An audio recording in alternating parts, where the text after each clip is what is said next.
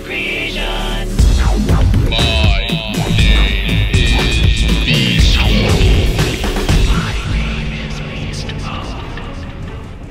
What's up, guys? My name is Beast Mode, and I'm bringing you guys an important video. I know I've already uploaded a video for you guys today, and I don't usually want to upload 2 a day. Don't want to spam you, don't want to overflow you, but I'm really excited about Black Ops 2, or really, whatever Treyarch makes.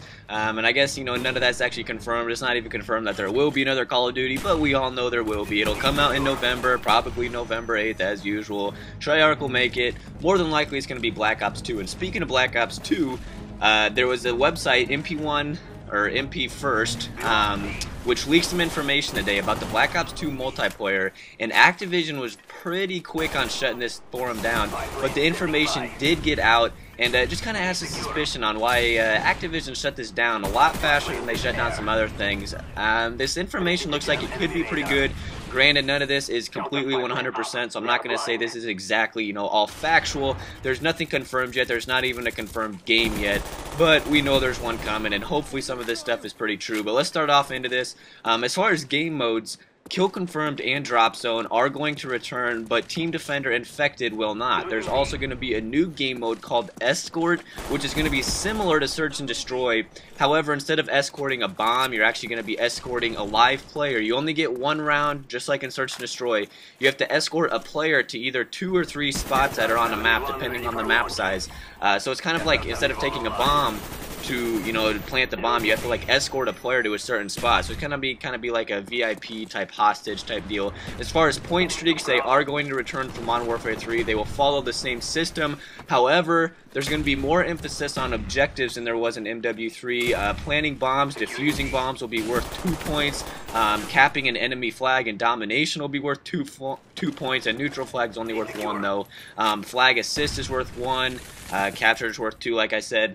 And instead of when you get to your 8th point streak, if you're using a specialist bonus, instead of unlocking all perks and having them all be pro, you're only going to unlock 4 perks. You don't get all of them, you only get 4, and you won't get the pro version unless you actually have that perk pro.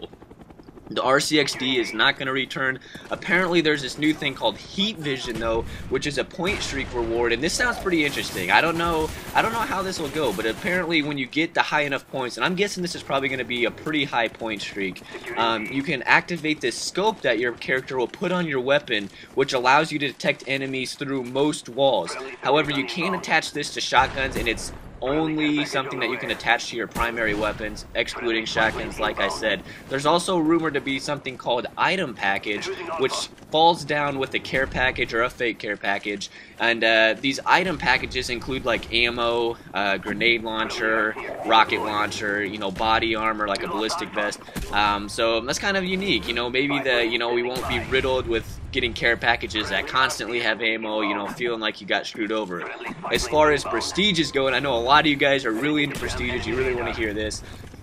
There's supposed to be 15 prestiges, and there's going to be 50 ranks, which is kind of like Black Ops, but this is something different, and this is something that no Call of Duty's done before. It says every 2 prestiges, the rank will actually increase by 5.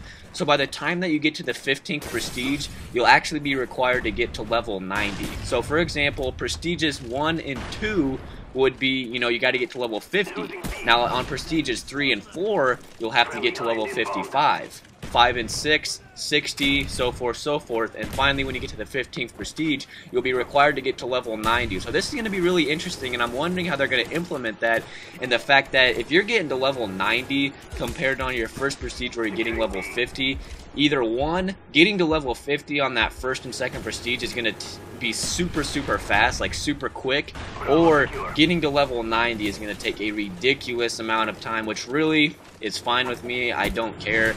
I've never been huge into prestiging, at least since I did this YouTube thing. And I don't like the fact that Modern Warfare 3 added in prestiges. They really just kind of threw that in there to me. It didn't make much sense. I'd rather just be a set number of prestiges and make it something that's actually challenging, and worthwhile trying to get. Call of Duty Elite will be incorporated into Black Ops 2. Combat Record will return, which is great. I missed Combat Record. I don't know why MW3 did not include that, but the Combat Record is supposed to be renamed Elite Stats, and this is something kind of interesting, something cool. There's going to be a specific lobby for clan matches, and this is going to be incorporated with Elite, and that's going to be a way that you can level up your Elite clan by playing against different clans in a lobby where it's clan versus clan, and I think that's going to be really cool. That's basically like 6v6, you know, your guys versus their guys. I think that's going to be some intense battles in there. I think that's going to be a type of lobby where, you know, that's where this stuff's going to go down. There's going to be some heated arguments and stuff, and clan tournaments are also supposed to be implemented, so I think that could be pretty cool. As far as things that they removed, and God, I hope this is true. You guys even know what I'm going to say.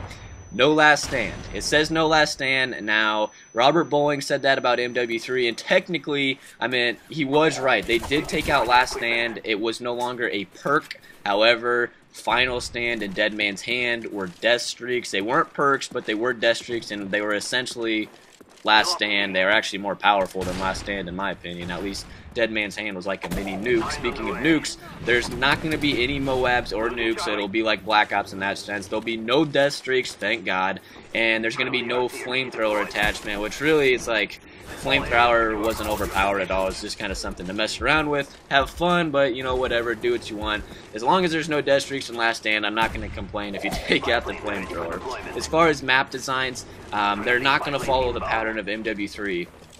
They will be similar to Black Ops maps. They're going to follow that entire layout style, the formatting style. They'll be more like Black Ops than they will the Modern Warfare 3. Sniper rifles, and this is something I know a lot of people will be interested in. I really don't snipe, so I really don't care. It says there's going to be improved sniper rifle usage. However, there's no aim assist for any sniper rifle. So all sniper rifles will have no aim assist. They're not going to have as much sway though, but not having aim assist, I think, will it'll make it more realistic. It'll also help us players, you know, to not get screwed over just because the guy's crosshairs kind of moved by themselves. As far as customization, you know, in Black Ops, it's really determined. Whatever your first perk was, your blue tier perk, that's how your guy looked.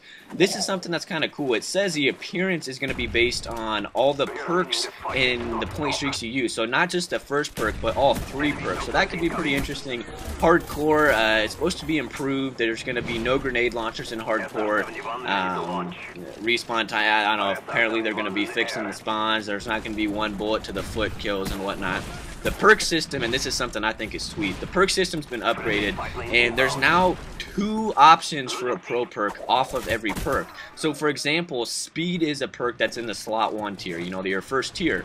Now speed reduces the time that it takes to aim down the sights. However, there's 2 pro versions of it. One pro version allows you to swap weapons faster, and the second pro version allows you to throw equipment faster. You can't have both of them though. They both have their own challenges in order to unlock that pro version, and once you have the challenges done for both of them, or even one of them, you can pick one, and only one, and you won't be able to, you know, remove that decision or decide to choose the other one until you prestige and do it again. Combat training will also be back. It's supposed to be vastly improved though. The AI won't be so stupid. And really guys, that's kind of a brief overview. I hope you guys enjoyed this. You heard this information here first guys. My name is Beast Mode. Have a good one.